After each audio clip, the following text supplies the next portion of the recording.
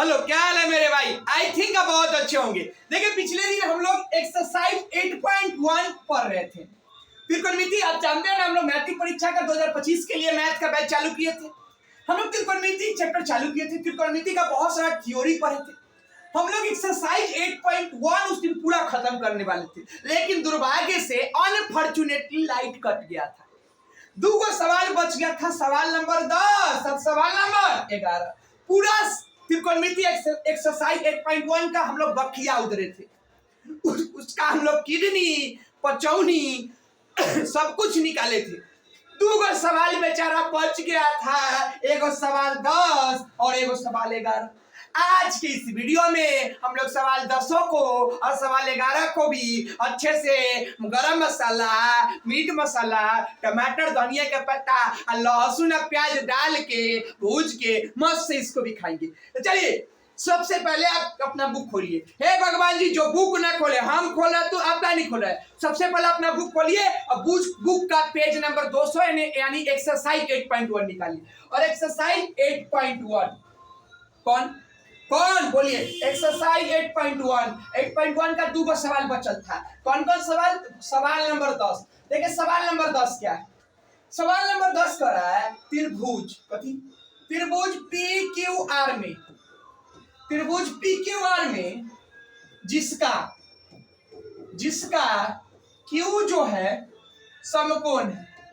त्रिभुज PQR में जिसका Q जो है वो क्या है? Q समकोण है।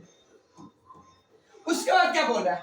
उसके बाद बोल रहा है PR प्लस QR बराबर 25 सेंटीमीटर। PR प्लस QR बराबर 25 सेंटीमीटर। फिर बोल रहा है भैया मेरे भाई, और PQ बराबर कितना दे रहा है? 5 सेंटीमीटर।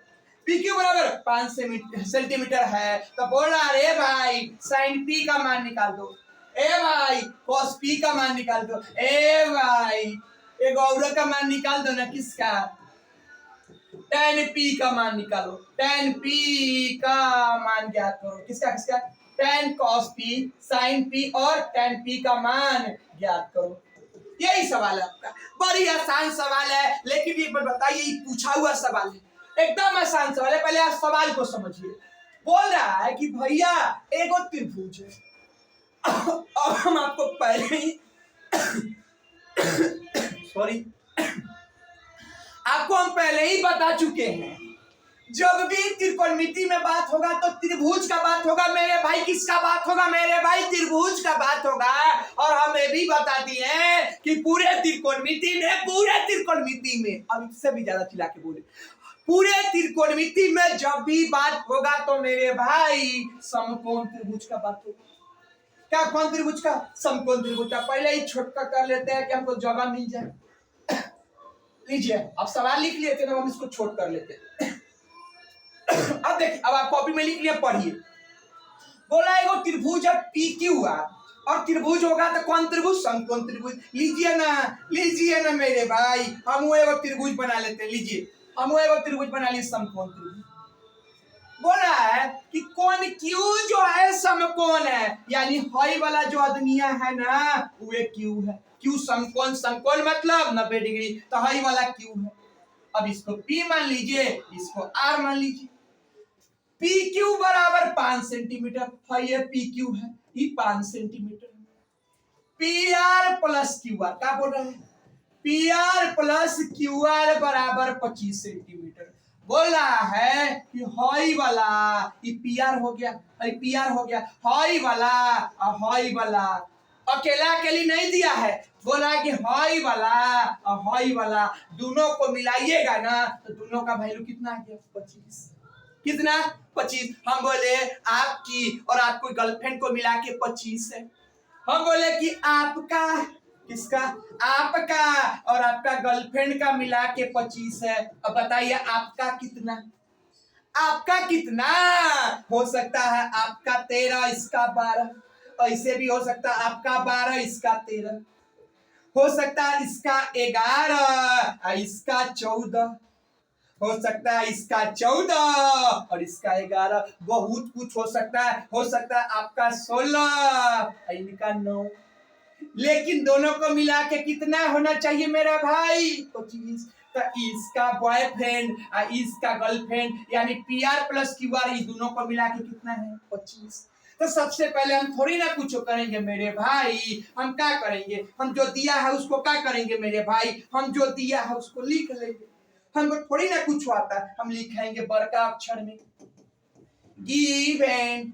का दिल है, अरे का दिल है, बोल रहा है कि त्रिभुज PQR लीजिए, त्रिभुज PQR में त्रिभुज PQR है, कोण Q समकोण है यानी कोण Q बराबर 90 डिग्री, PQ बराबर 5 सेंटीमीटर, PQ बराबर है 5 से। फिर बोल रहा है कि गर्लफ्रेंड प्लस बॉयफ्रेंड दोनों को मिला के कितना 25 सेंटीमीटर। बोल रहा है कि PR प्लस QR बराबर 25 सेंटीमीटर। महाराज इसका मान निकाल लीजिए ना PR का, हम लोग PR बराबर लिख सकते हैं 25, इधर QR प्लस में हम बता दिए प्लस वाला उधर जाता है तो माइनस में, यानी PR का मान कितना हो गया 25 और QR उधर जाएगा तो 25 माइनस QR, यानी PR का मान आ गया कितना 25 माइनस QR। ये PR कितना हो गया, ये हो गया 25।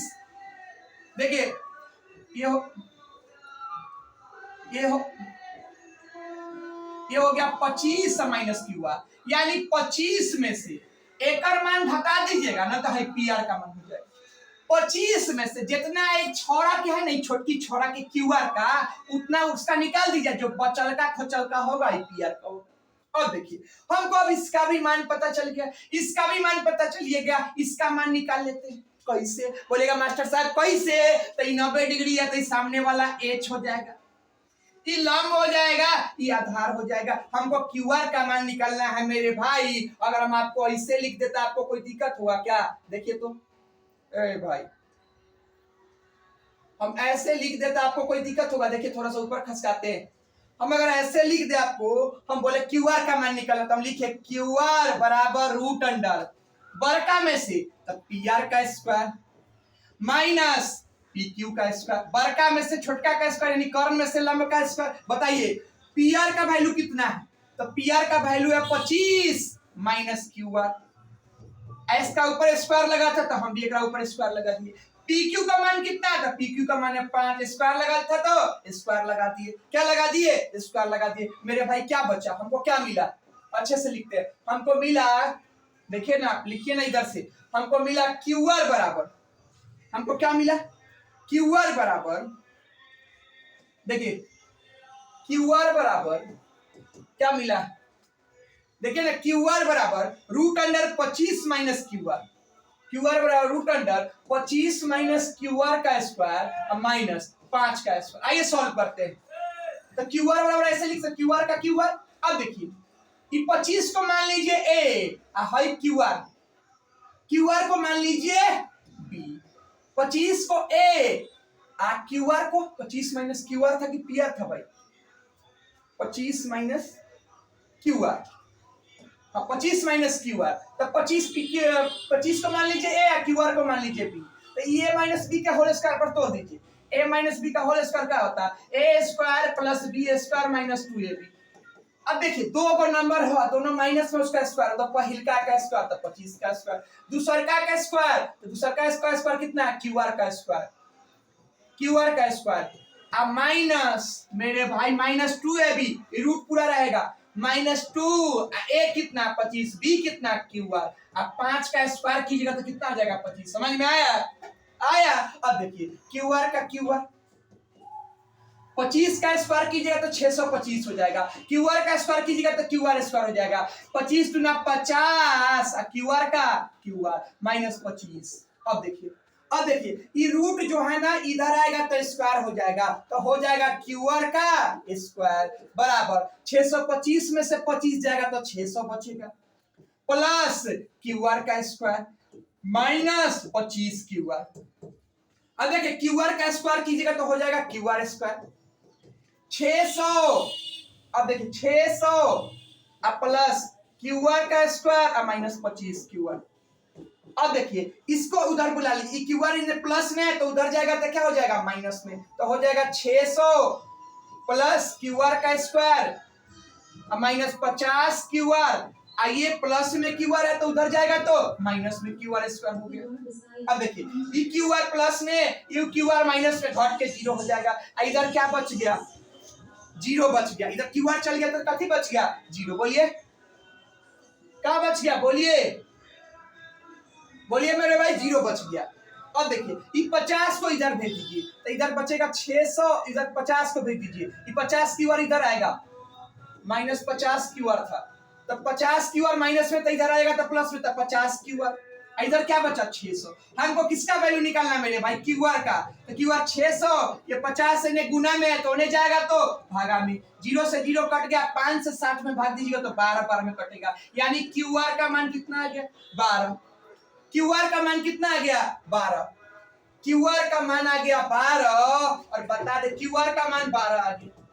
अब देखिए पी आर का जो मान है ना, पी आर का हम पहले ही बता दिए थे कि इसका मान जो होगा ना, इसका मान 25 में से क्यू आर का मान घटा लीजिए, तो 25 माइनस क्यू आर का मान, तो 25 माइनस क्यू आर कितना है, 12, 25 में से 12 जाएगा तो 13, यानी इसका मान कितना आ गया भाई, ये 13 हो गया, ये कितना हो गया, ये 12 हो गया। अब जिसका जिसका वैल्यू पूछ रहा है उसका वैल्यू को निकाल लीजिए। पहला नंबर में किसका वैल्यू पूछ रहा है, पहला नंबर में आपसे वैल्यू पूछ रहा है साइन पी का, कहाँ है पी,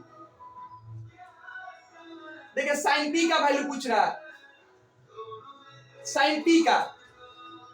अब देखिए साइन पी का, तो साइन थीटा का फॉर्मूला क्या होता है, लंब बटे कर्ण। पी पी है तो पी के सामने वाला लंब, तो लंब कौन हो जाएगा, क्यू आर, और कर्ण तो फिक्स रहता है 90 डिग्री के सामने वाला कर्ण, कौन कौन हो जाएगा, पी आर।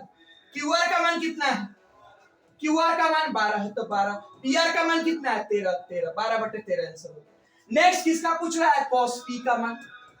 कॉस का फॉर्मूला क्या होता है, बी बाई एच। पी के लिए बेस कौन हो जाएगा, तो इसके बगल वाला बेस हो जाएगा, ई बेस हो जाएगा पी क्यू। कर्ण तो फिक्स रहता है तो कर्ण पी आर हो जाएगा, तो पी क्यू का मान कितना, 5, पी आर का मान 13, कॉस का पी निकल गया। फिर किसका मान पूछ रहा है मेरे भाई, tan पी का मान। tan थीटा का फॉर्मूला लंब बटे आधार, पी के लिए लंब कौन हो जाएगा, इसके सामने वाला लंब हो जाएगा, इसके सामने वाला लंब हो जाएगा, इसके सामने कौन है, क्यू आर लंब हो जाएगा। आधार कौन हो जाएगा, तो बगल वाला आधार, पी क्यू क्या हो जाएगा, आधार। क्यू आर का मान कितना, 12, पी क्यू का मान कितना, 5, 12 बटे 5 आंसर। समझ में आया। ऐसा के सवाल एगो एग्जाम्पल नंबर है आपका 5। इस सवाल समझ गए तो जाके एग्जाम्पल नंबर 5 भी आप क्या कीजिए, बनाइए। थोड़ा सा हार्ड सवाल था, नहीं समझ में आया हो तो कमेंट कीजिएगा, फिर लाइव आके हम आपको समझाएंगे, आपसे बातचीत करके समझाएंगे। अब आपको समझ में आ रहा है कि नहीं आ रहा, हमको बताइएगा तभी ना बोलेंगे। ऐसे हमको लगता है समझ में आपको आ गया, थोड़ा वीडियो स्लो करके या रोक रोक को देखिएगा तो समझ में आ गया। चलिए अब हम आते हैं क्वेश्चन नंबर 11। क्वेश्चन नंबर 11 कह रहा है, क्वेश्चन नंबर 11 कह रहा है, ध्यान से सुनिएगा।